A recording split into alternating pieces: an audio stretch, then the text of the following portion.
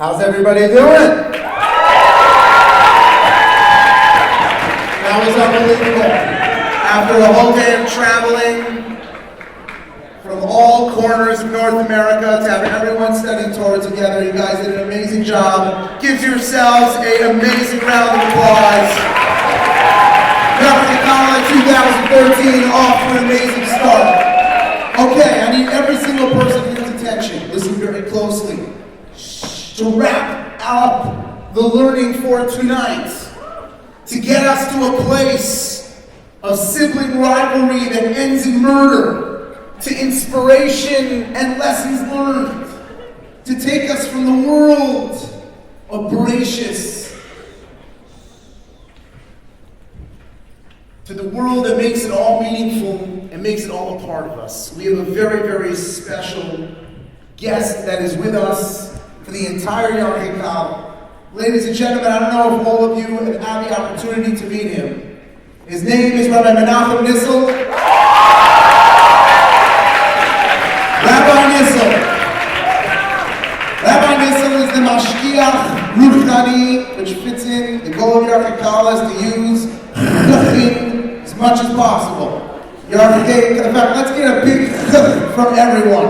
1, 2, 3. That's great. When I did the Muslim convention last week. So anyway, here's the story. Rabbi Nissel, whose first name is Menachem. Rabbi Nissel is available to all of you to talk about anything you want. Your future, the opportunity to study Torah in Israel, your questions on the meaning of life, all sorts of personal information that he'll share with you about his own life, about your life, about life decisions. He's tremendous. And the best part is, he doesn't just live in Yarchei Kal. He also lives on Facebook and Twitter, where his Twitter name is Nissel Schnitzel something. Schnitzel for Schnitzel for Fizzle. So he'll explain that to you, and he will present it to you. If you Facebook him, or you Twitter him, or you Dropbox him, or you iTunes him, or you do any of these things to him, he will respond to you. He will do it back to you, and you will have a conversation of great meaning and depth over the internet with Rabbi Nissel Schnitzel. So, we need everyone's attention. I can't even say that in an appropriate way. Nissel faux shizzle. It's Yiddish, for I want to be cool.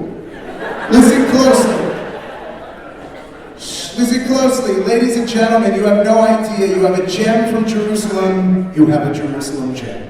Ladies and gentlemen, please give your undivided attention to an amazing Torah scholar, to an inspirational role model, to a personal rabbi of my own, and a more formative days of you. Ladies and gentlemen, of Yarchei Kal, Rabbi Nissel Schnitzel from Fizzle.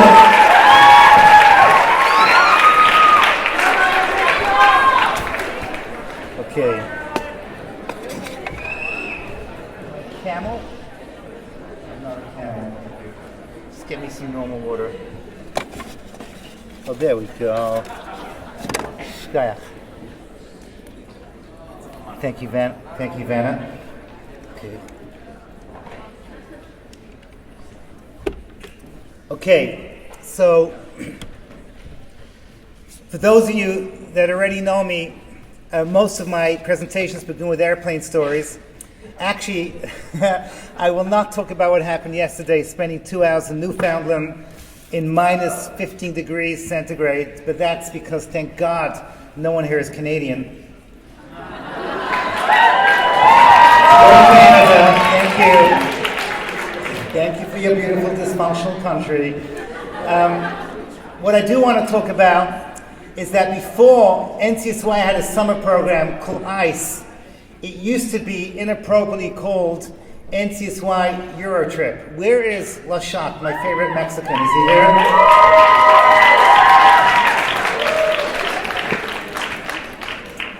So if you go on an NCSY summer trip to Italy, or if you're stuck in Italy for whatever reason, I do want to tell you Italy is a gorgeous country.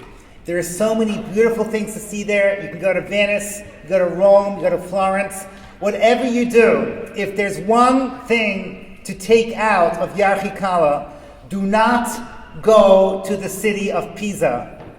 Do not go to the city of Pisa. This is hugely important information. Here he is. Wave to my favorite Mexican, everybody. He will carry... Hola, señor. Oh, I forgot to mention, I left my bags downstairs. Can you take them off for me? Thank you very much. They have their uses. Oh, gracias.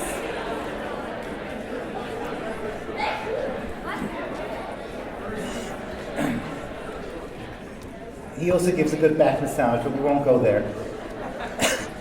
Let us continue. If you go to Pisa, you will be punished, because this is basically what happens. Every year, approximately 7 million dumb Europeans will go and wait in line to go to see what is basically an appropriate vision of everything that Italy stands for, which is a dysfunctional tower. So what you do is they drop you off outside the city, you walk for half an hour, then you go into this huge plaza, and there you will see hundreds and hundreds of Japanese tourists going like this. And you try to figure out what on earth is happening when you realize that there isn't so much to do in Pisa. Basically, you can either go like this and have your photograph taken, or if you're German, you go like this. Yeah, we push this thing down.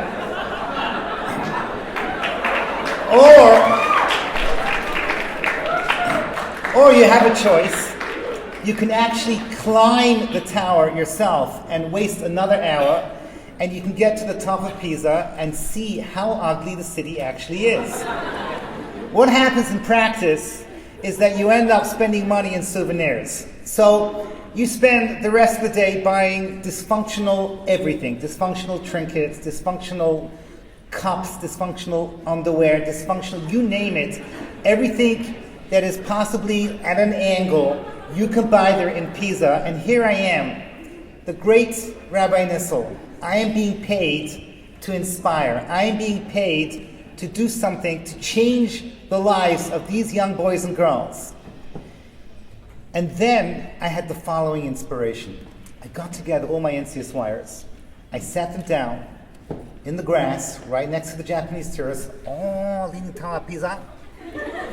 And I asked them the following question. I said, my dear beloved NCSYers, here we're standing in front of this great icon of the wonderful Italian culture.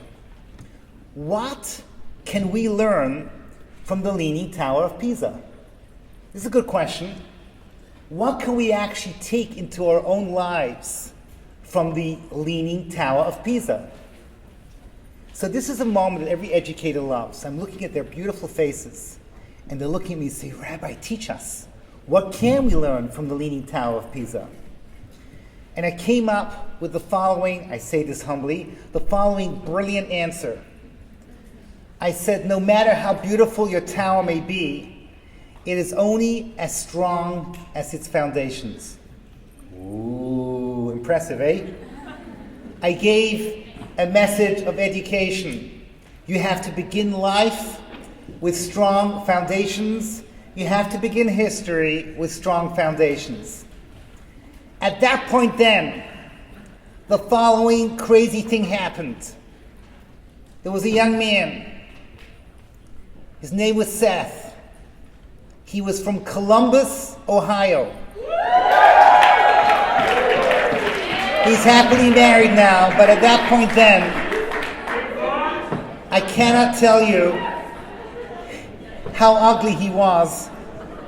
He was like a cross between Pumbaa from The Lion King and Justin Bieber. It was that terrifying.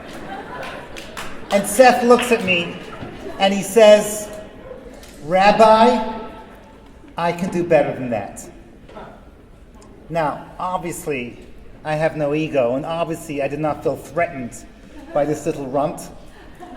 But this kid is looking at me and saying to me, Rabbi, I can do better than that. I said, okay, Seth, so what did you learn from the Leaning Tower of Pisa? My dear ladies and gentlemen, and those of you still struggling with your gender issues, I would like to tell you what Seth told me, because this is something I will never ever forget. What did Seth learn from the Leaning Tower of Pisa?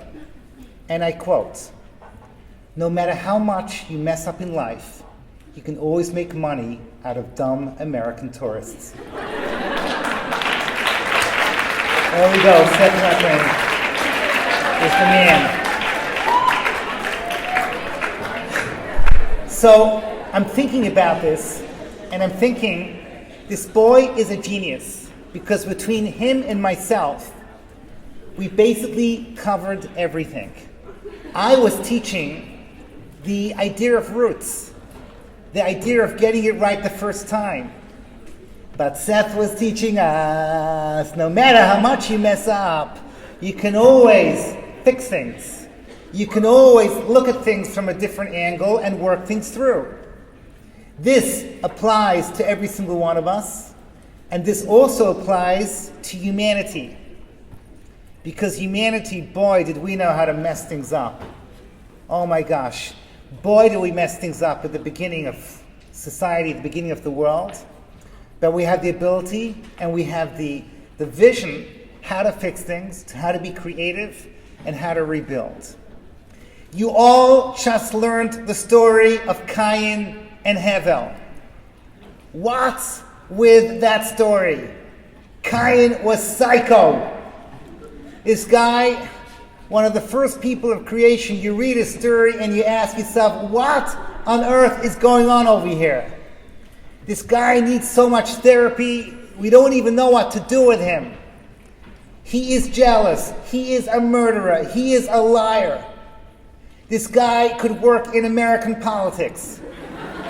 He's, sorry, I picked on Canadians, you gotta spread the agony over here. I just want you to know,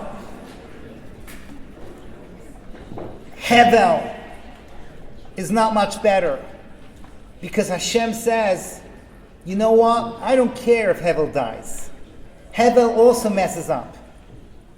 But I want you to know something, that the great Kabbalist, the Arizal, says that Cain and Hevel, both of these two people, continue in mankind until the end of days, so that every person in this room has a spark of either Cain's soul or Hevel's soul, which means when you look in the mirror, you're seeing someone who is either a reincarnation in sort of Cain or a reincarnation of Hevel. Just to give you a sense of how complex these people are. Moshe and Aaron. Moshe, the great leader of the Jewish people, and Aaron, the great lover of peace. Moshe, his soul was the soul of Hevel, and Aaron was the soul of Cain. What does this mean? It's complex, but those young ladies who are in my share, if you think about what I taught you, you could probably figure it out. The point is that these people are alive inside of us. More than that, the Medrash tells us, tomorrow we're going to learn about the flood. In 2 days, we're going to learn about the Tower of Babel. The generation of the Tower of Babel and the generation of the flood comes back in every single generation in microcosm. You have these two generations repeating themselves all the time. Point being, the stories that we are reading, the stories of the roots, are also the stories of the fruits. Jews do not do nostalgia. We don't believe in talking about the past. We are not history buffs for its own sake. We only look at the past because this talks to the present. We only commemorate past events because there's a message that is vital and that is necessary to be able to bring our own lives to where it's supposed to get to. So I want to teach you something in the next few minutes that can help you over the next 3 days understand these crazy stories that we're reading, to try and make it a little bit relevant to us. The first thing that you have to know is the principle called, I'm going to say it in Hebrew, Yuridas Hadoros, which means every generation is going down, down, down. Every generation, as we get further away from creation, is becoming lowlier than the previous generation. Let me just give you a sense of vision over here. A rabbi by the name of Rabbi Kamenetsky. The story happened 20 years ago. It was on a plane, sitting next to a university professor. Rabbi Kamenetsky was being served by his grandchildren, and the professor watched with awe. And he saw the tremendous respect that his grandchildren had for their grandfather. And he said, how come you rabbis, your students revere you, but we university professors, our students, they just argue with us, they have no respect?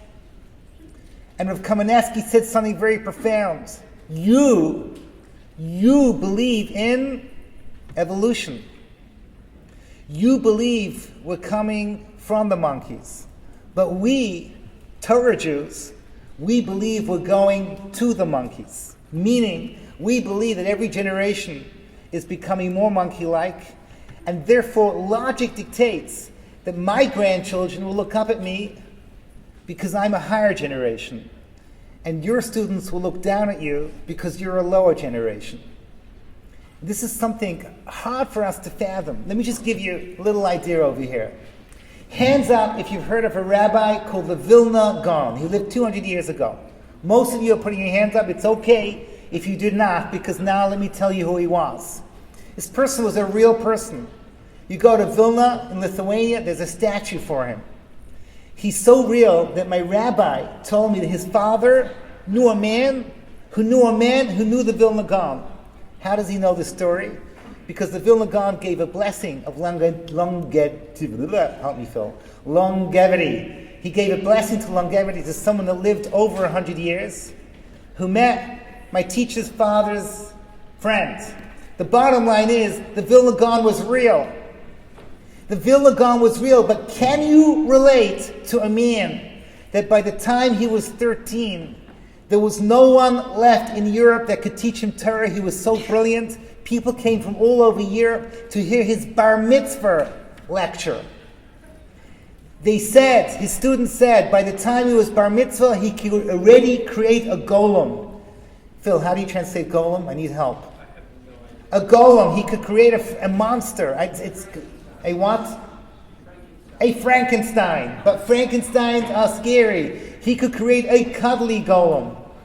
You say Kabbalistic incantations like, oh golem, golem, golem, I made you out of clay, and now you're dead. This is what happened. The Vilna Gaon was so brilliant that he knew the whole Torah.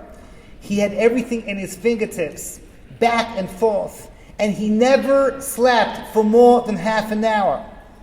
And during those half-hour sleeping times, he would get visions from higher worlds, which he said over to his students would take him a lifetime to explain to people.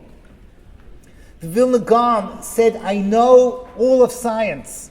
I have mastered every part of science except for, anybody know? Except for music. Music was too hard for him.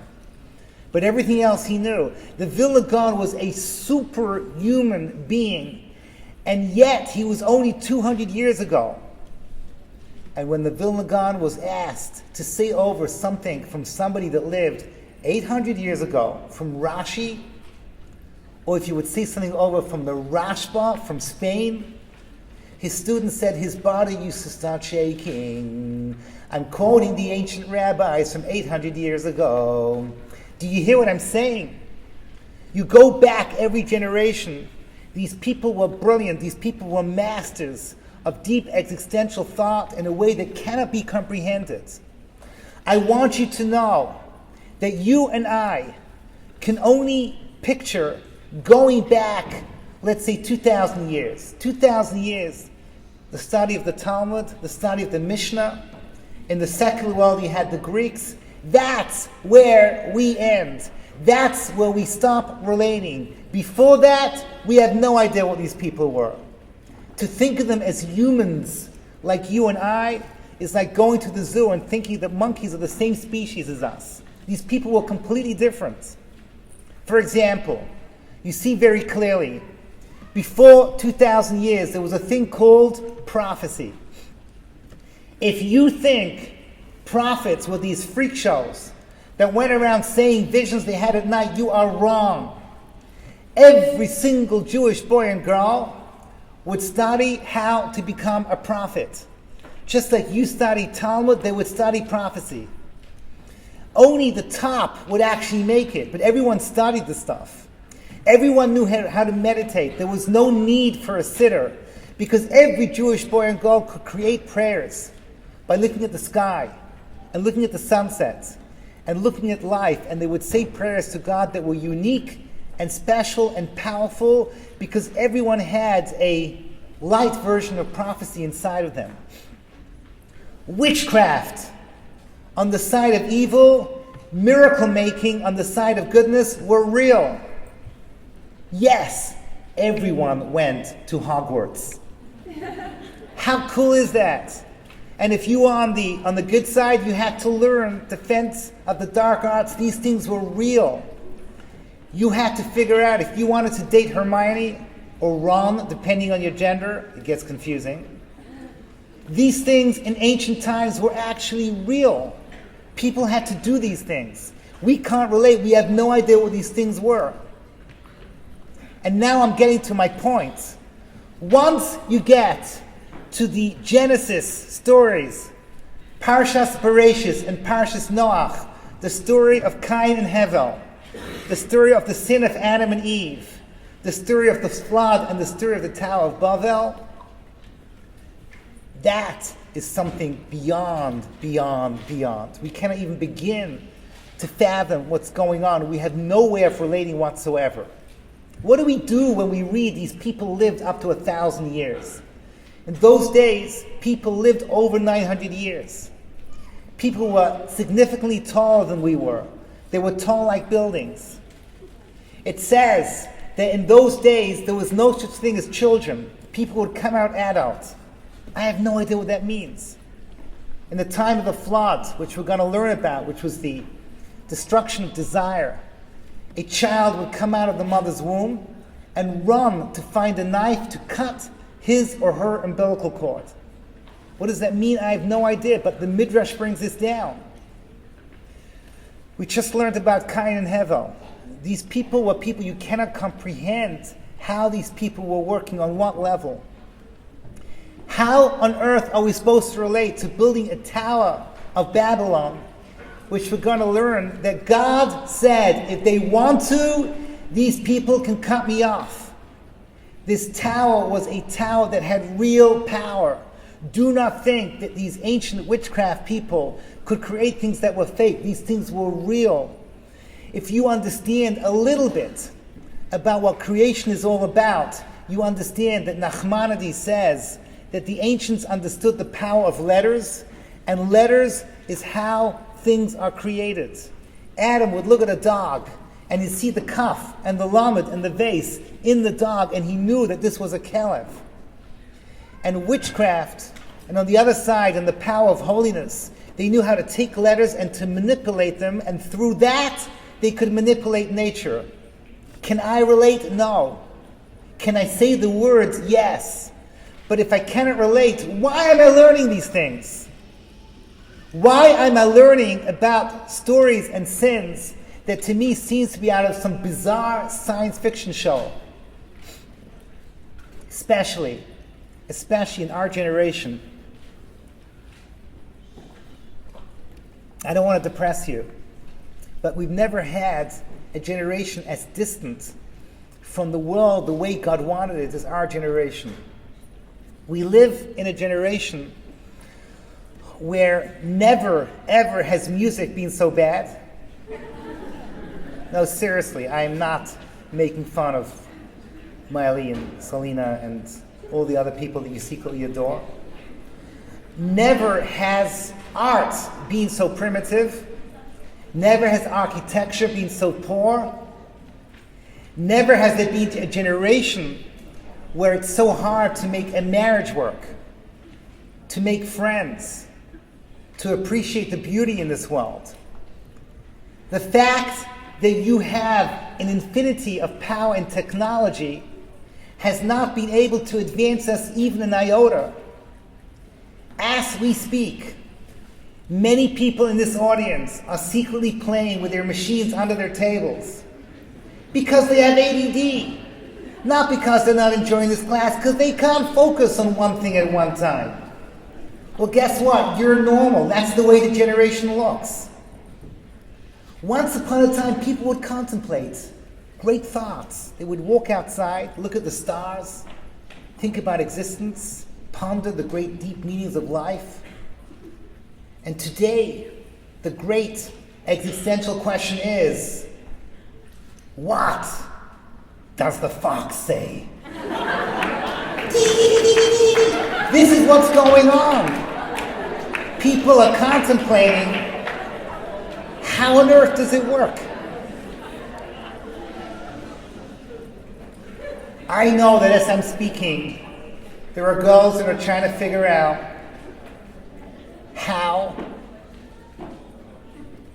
this new direction,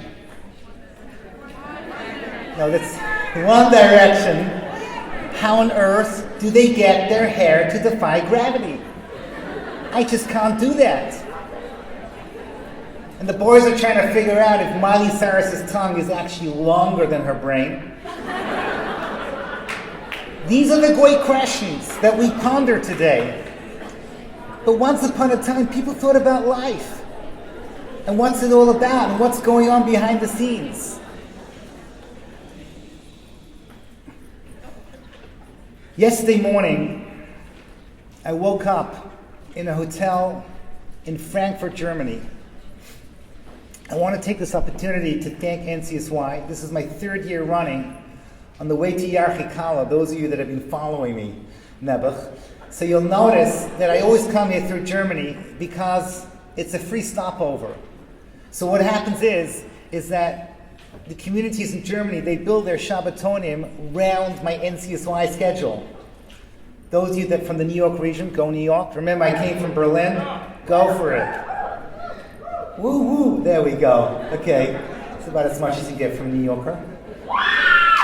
Thank you, Manhattan. There we go.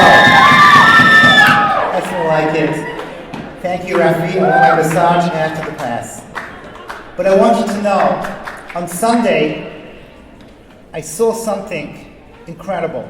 I want to share with you, and this I'm going to close.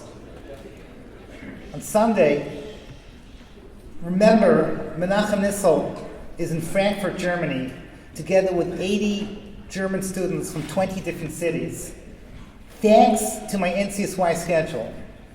At the same time, by pure chance, in Frankfurt was a rabbi from the city of Basel in Switzerland.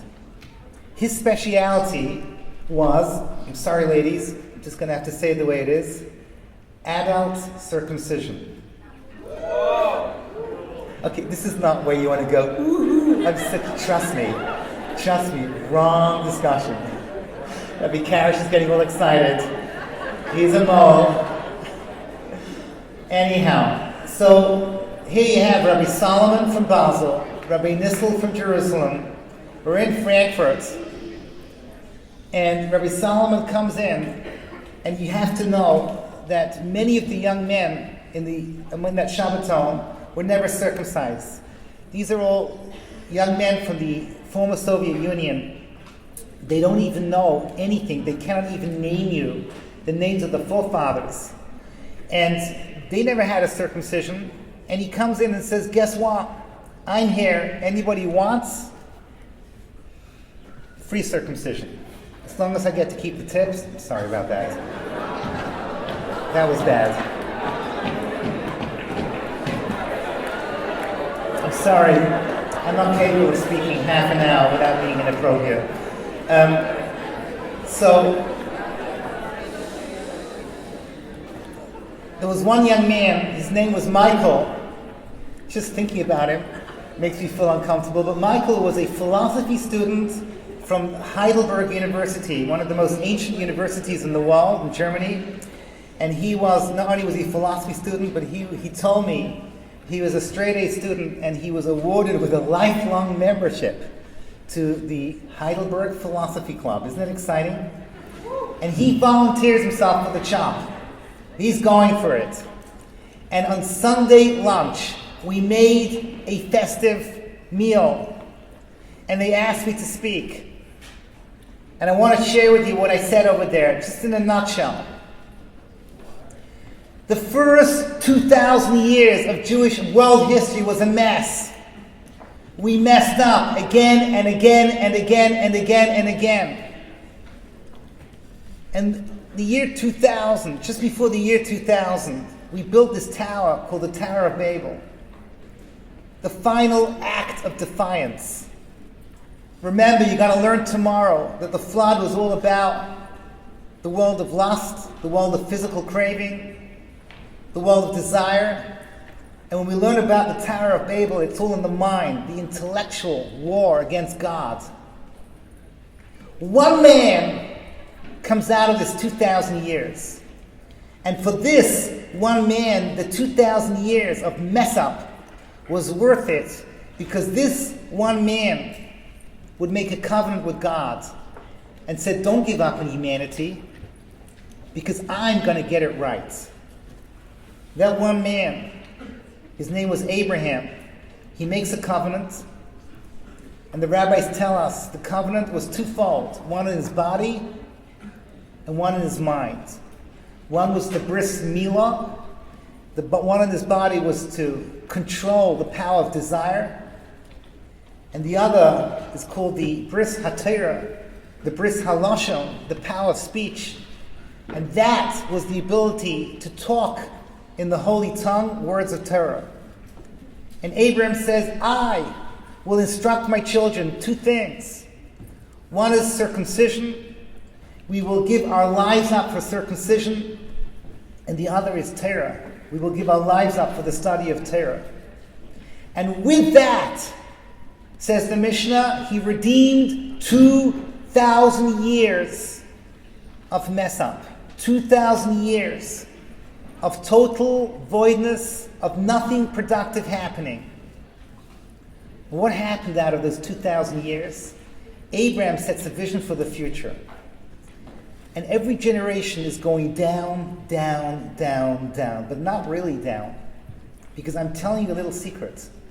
No matter how pathetic our generation is, when Michael, yesterday, stepped forward and says, I am prepared to circumcise myself as an adult, you see that the Jewish vision, the Jewish power, the Jewish ability to overcome both physical desire and intellectual honesty to find truth is still alive and kicking.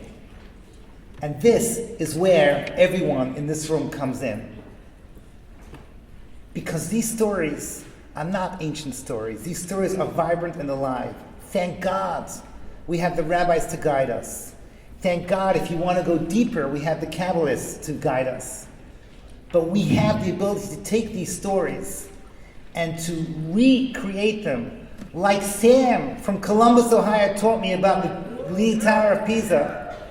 We can take the world that we live in. We can take this crazy, overwhelming, ridiculously stupid world with all its problems, and we can raise it to the highest of the highest. How do we do it? It's people in this room that are going to do this. So here I am, standing in front of you, giving you the challenge. We're going to have the next 48 hours of the most incredible learning. Follow the most inspirational Shabbos. And then afterwards, everyone is going to go out. And we are going to continue this covenant with Abraham. No matter how much we mess up in life, no matter how much humanity ruins and wrecks things, it is people like us that are going to take us towards a future. And guess what, ladies and gentlemen? Do you want to know what the world to come is all about? The world to come, I don't know if you know this, is right here. The world to come is not some magical Star Trek episode.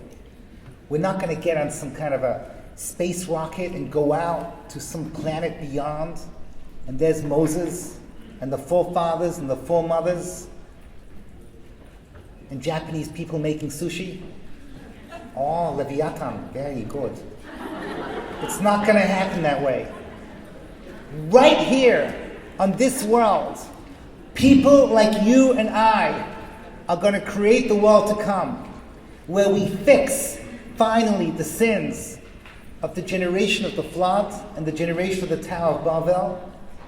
When Cain and Hevel come back and they recombine their strengths into the service of God, and we recreate the world through our own toil and our own love and our own dedication into making this world into a better place.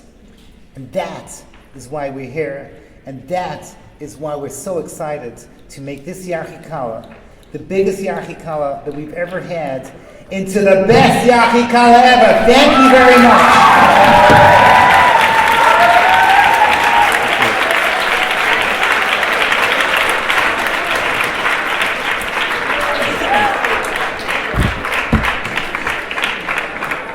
Thank you very much, Rabbi Nissel, for that inspiring shir. So guys, keep the mechitza down for a second. Just give it 1 minute, okay? 1 minute, then we're going to mechitza it up. Wait, I'm going to get everyone's attention again. Because we've already discussed a number of times the absolutely incredible environment that we're going to try to create over Yarchei Kala when it comes to the learning, when it comes to the camaraderie, when it comes to the inspiration. But in order to make sure that all happens the way it's supposed to, I need to go over with you now just a couple of ground rules in terms of the Shabbaton. Oh, boo.